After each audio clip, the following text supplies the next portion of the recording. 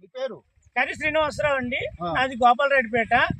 నేను కేడర్ గా పనిచేస్తున్నాను ప్రకృతి వ్యవసాయంలో.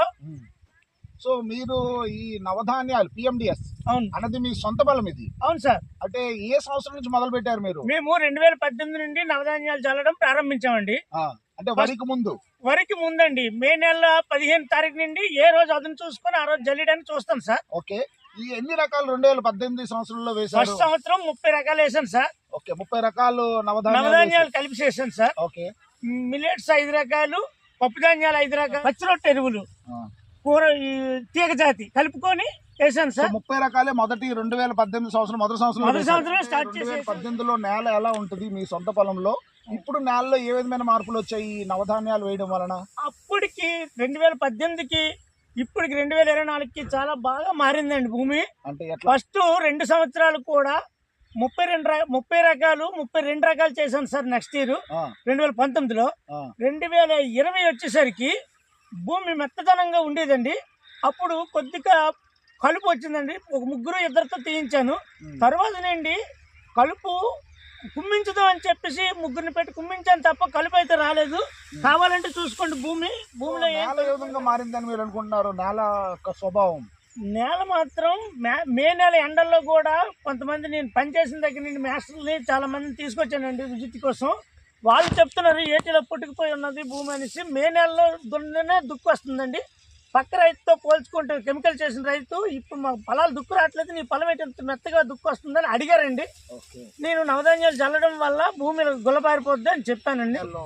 గత 2 సంవత్సరాల నుండి 42 రకాలే కలుపుతున్నాను సార్. 30 నుంచి మీరు 42 రకాలు కంటిన్యూస్ గా కలిపి వేశారు? అవును సార్. సో కలుపు అన్నది అప్పటి నుంచి ఇప్పుడు తగ్గిందని చెప్తున్నారు? తగ్గిపోయింది సార్. ఇప్పుడు చీడపీడలు ఉధృతి మీరేం గమనించారు? 2018కి 2024 జర్నీలో మీ పొలంలో 2 సంవత్సరాలు కూడా మన కషాయాలు కొద్దిగా కొట్టేవాడిని అండి. తర్వాత సంవత్సరం నుండి కషాయాలు చీడపీడలు వచ్చాయా? మొదటి 2 సంవత్సరాలు మొదటి 2 సంవత్సరాలు చీడపీడలు వస్తాయి. భయానికి కొద్ది నియమాస్తం అక్కడక్కడ పచ్చ పురుగు కనిపించేసరికి నియమాస్తం కొట్టేవాడిని. ఆ తర్వాత ఒకసారి దశపత్ర కషాయం కొట్టేవాడిని. లాస్ట్ లో పంచకావ్య కొట్టేవాడిని. ఇప్పుడు గత 2 ఈ 2 సంవత్సరాలుగా ఈ సంవత్సరం పరిస్థితి ఏంటి? ఏమైనా చీడపీడలు వచ్చాయా? ఈ సంవత్సరం కాదండి, కింది సంవత్సరం నుండి కూడా చీడపీడలు పురుగు మందులు కొట్టట్లేదు, రావట్లేదు కూడా. అంటే మీరు తూనీగలు ఎక్కువ తిరుగుతున్నాయి, దానివల్ల రాలేదని నేను అనుకుంటున్నాను. సో తూనీగల సంఖ్య పెరిగిందని మీరు గమనించాం. సో చీడపీడల ఉధృతి అయితే అసలు కొట్టట్లేదండి. 2 సంవత్సరాల నుండి, గత 2 సంవత్సరాల నుండి ఈ సంవత్సరం కొట్టలేదు, దీని ముందు సంవత్సరం కూడా మందులు కొట్టలేదు ఒక్క రోజు కూడా. మీరు కలుపు తగ్గిందని చెప్తున్నారు, చీడపీడల ఉధృతి తగ్గిందని చెప్తున్నారు. నీటి తడులు ఏ విధంగా ఉన్నాయి? 2018లో ఉన్న పొలం నీటి తడులు ఎలాగిచ్చేవారు అప్పట్లో? అప్పుడు కంటిన్యూ నీరు ఉంచేవాళ్ళం అండి. ఇప్పుడు 15 రోజులకు ఒకసారి నీరు పంపిస్తున్నాం. అయినా భూమిలో పదును ఉంటుంది. నీరు ఉంటే తెగులు వస్తుంది అనే భయానికి నీరు ఉంచట్లేదు. నీరు పెట్టి తీసేస్తున్నాం. 15 రోజుల వరకు పదును ఉంటుంది. ఆ తర్వాత మళ్ళీ పెట్టవలసి వస్తుంది. ఇలా వర్షం పడితే మరి అది పెట్టట్లేదు. నీటి తడులు బాగా తగ్గాయండి. అంటే నీటిని పట్టుకునే సామర్థ్యం నేలకు పెరిగిందండి అని మీరు అనుకుంటున్నారా? అనుకుంటున్నాము. ఇప్పుడు మట్టి పట్టుకొని వెళ్ళి పరిశీలించినా మీకు తెలుస్తుంది నీటిలో పెట్టి చూస్తే. 2018లోకి ఈ 2024 పోల్చుకుంటే ఏ విధంగా ఉంది? మీరు దేశీ రకాలు ఫస్ట్ టైం నేను ఎప్పుడు దేశీ రకాలు వేస్తానండి. మొదటి మైసూర్ మల్లిక ఈ దేశీ రకాలు వేసినప్పుడు 18-20 బస్తాలు వచ్చాయండి.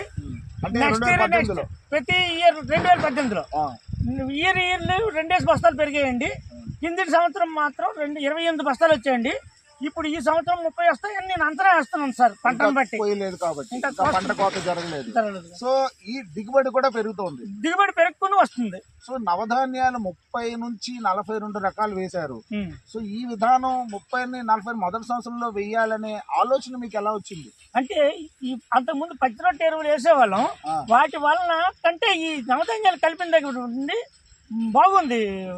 భూమిలో తేమ శాతం పెరిగింది, పంట దిగుబడి కూడా వస్తుంది, దుబ్బు బాగా చేస్తుంది. ఓకే. ఇప్పుడు ఇందులో పిలకలు ఎన్ని ఉన్నాయని మీరు లెక్క చేశారు? ఇప్పుడు ఒక దుబ్బుకి 42 ఉన్నాయండి, ఒక దుబ్బుకి 50 ఉన్నాయి. దగ్గర ధన్యవాదాలు సార్.